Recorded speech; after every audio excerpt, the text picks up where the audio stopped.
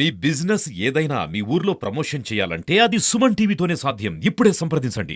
Hi hello నమస్తే welcome to Suman TV. నేను మీ ముద్దం విక్రమ్. ఇప్పుడు మన ఇంట్లో ఏదైనా సమస్య వస్తే సనాతన ధర్మాన్ని పాటించే వాళ్ళకి, అనుసరించే వాళ్ళకి దాంట్లో పరిష్కార మార్గం దొరుకుతుందని చెప్పేసి మన పురాణాలలో చెప్తా ఉన్నారు. అది కాకుండా ఇప్పుడు ప్రస్తుతం ఏమైపోయిందంటే ధర్మాన్ని అనుసరించే వాళ్ళు చాలా మంది పెరగడమే కాకుండా అనుసరించే వాళ్ళు కూడా చాలా మంది ఉన్నారు. అయితే వాళ్ళకి ఏదైనా సమస్య వచ్చినప్పుడు వాళ్ళు ముఖ్యంగా వెళ్ళి ఈ జ్యోతిష్యులను కలవడం అయితే జరుగుతుంది. ఎందుకనంటే వాళ్ళకు పరిష్కార మార్గం చూపుతారని. అసలు జ్యోతిష్యం అంటే ఏంటి? సనాతన ధర్మంలో ఉన్న కంప్లీట్ జ్యోతిష్యం గురించి మనతో పాటు చర్చించడానికి కీర్తి రాఘవ శర్మ గారు మనతో పాటు అందుబాటులో ఉన్నారు. నమస్కారం స్వామి. జై గురుదత్త.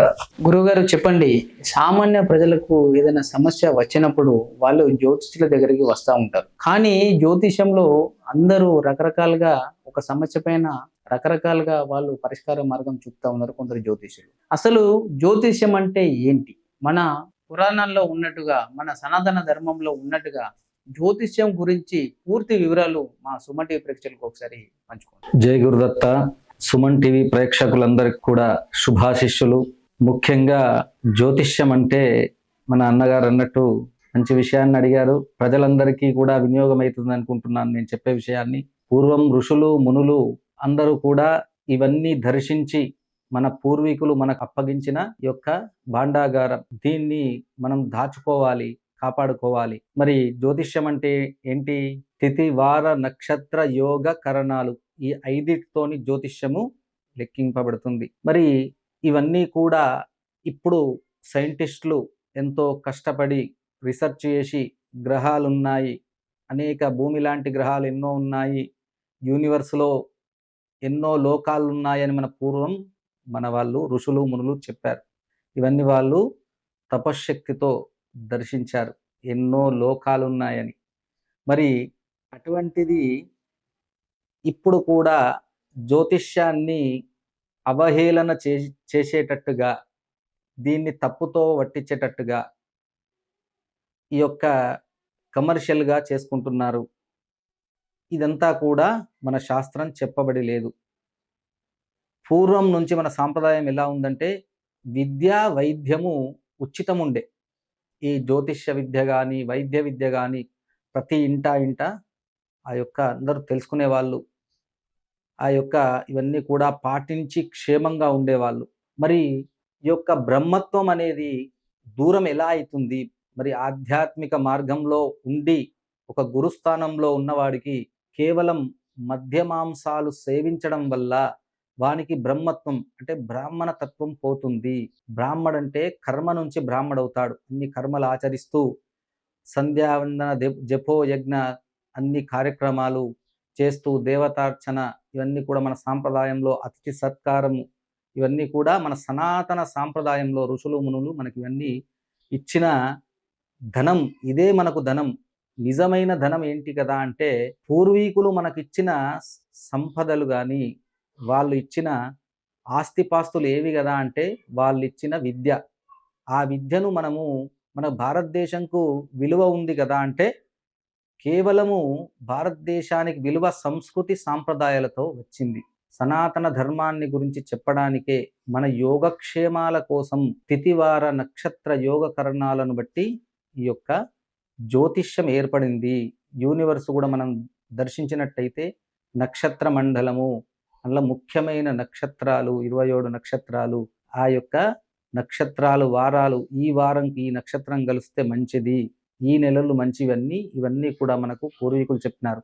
మన ఇంట్లో శుభకార్యాలు చేసుకున్నప్పుడు వీటితో ప్రారంభించండి, ఈ నక్షత్రం మీద చేసుకోండి, ఈ వారం నాడు చేయండి మంచిది, ఈ పని ఫలానా పెళ్లి చేస్తే ఈ వారం నాడు చేయండి, బారసాల చేస్తే ఈ వారం నాడు చేయండి అని ఇట్లా ఒక్కొక్క దానికి కొన్ని వారాలు మంచివి, కొన్నిటికి కొన్ని నక్షత్రాలు మంచివని ఆ యొక్క యజమాని, ఆ పుట్టిన వ్యక్తి ఎవరో ఆ మనిషి నక్షత్రాన్ని బట్టి అచ్చుబాటైన నక్షత్రం ఏంటో ఆ యొక్క తెలియజేస్తూ ఆ నక్షత్రానికి అనుగుణంగా జ్యోతిష్య శాస్త్రం లెక్క వేసి వాళ్లకు యోగక్షేమాలన్నీ కూడా తెలియజేసేవాళ్ళు. గురుగారు చెప్పండి, ఇంతకుముందు మీరు అన్నట్టుగా 27 నక్షత్రాలు, ఈ 27 నక్షత్రాలలో కొన్ని నక్షత్రాలు మంచి కొన్ని కాదు అని అంటారా? అసలు నక్షత్రాల ప్రభావం మనిషి జాతకంపై ఎంతవరకు ఉంటుంది? ఈ నక్షత్రం మంచిది, ఈ నక్షత్రం మంచిది కాదు అని అశ్విని నుంచి రేవతి నక్షత్రం వరకు మా అబ్బాయి ఈ నక్షత్రంలో పుట్టాడు, ఇది మంచిది ఇది మంచిది కాదు అనేది ఎక్కడ చెప్పబడి లేదు. అన్ని నక్షత్రాల వాళ్ళు కూడా వాళ్ళు పుట్టిన గ్రహస్థానం గాని వాళ్ళు పుట్టిన నక్షత్రంలో ఎటువంటి స్థానంలో ఉంది, ఆ నక్షత్రంపై ఏ గ్రహాల ప్రభావం ఉంది అన్న దాని మీదకి వెళ్ళి జ్యోతిష్యం ఉంటుంది. ఒక నక్షత్రాన్ని మంచిది కాదు అని ఇవాళ రేపు సమాజంలో మేము కూడా చూస్తుంటాం. మీరు మూలా నక్షత్ర జాతకుడు, అత్తగండం, మామగండం, ఇట్లాంటివన్నీ కూడా అదే మన పిల్లలుంటే మనం అట్లా అంటామా? అనము. మన పిల్లలుంటే బంగారంగా చూసుకుంటాం, ఏం దోషాలు లేవంటాం. ఎవరిని కూడా ఇలా నక్షత్రాలు ఇది మంచిది ఇది మంచిది కాదు అని ఎవరిని అవమానించరాదు. వాళ్ళ కర్మను బట్టి, పూర్వజన్మ సుకృతాన్ని బట్టి వాళ్ళకు ఆ యోగం వస్తుంది కనుక ఇది మంచిది మంచిది కాదు అనేది ఎక్కడా లేదు. అన్ని నక్షత్రాల జాతకులు కూడా ఉన్నత స్థానంలో, అసెంబ్లీలో, పార్లమెంట్లో, లోక్సభలో అన్ని స్థానాలలో ఉన్నారు. గురువుగారు చెప్పండి, తల్లిదండ్రులు చేసిన పాప పుణ్యాలు, కర్మ ఫలాలు వాళ్ళ పిల్లల జీవితాలలో ఎలాంటి ఇబ్బందులను గురి చేస్తాయి? వాటి గురించి ఒకసారి క్లుప్తంగా చెప్పండి. వినియోగమయ్యేటువంటి ప్రశ్నలను వేస్తున్నారు, చాలా మంచి విషయం. మరి తల్లిదండ్రులు చేసిన పాపాలు పిల్లలకు తప్పకుండా కలుగుతాయి. వాళ్ళు మంచి చేస్తే సత్ఫలితాలు, పిల్లలు మంచి అభివృద్ధి మార్గాల్లో ఉంటారు. చెడు చేస్తే అందులో పాపాన్ని పాలు పంచుకుంటారు. ఎలాగైతే మనం తల్లిదండ్రులను ఆ యొక్క ఆత్మావై పుత్రనామాసి అన్నట్టుగా మన వేదమంత్రాల్లో తండ్రికి కొడుకుకు అభేదము.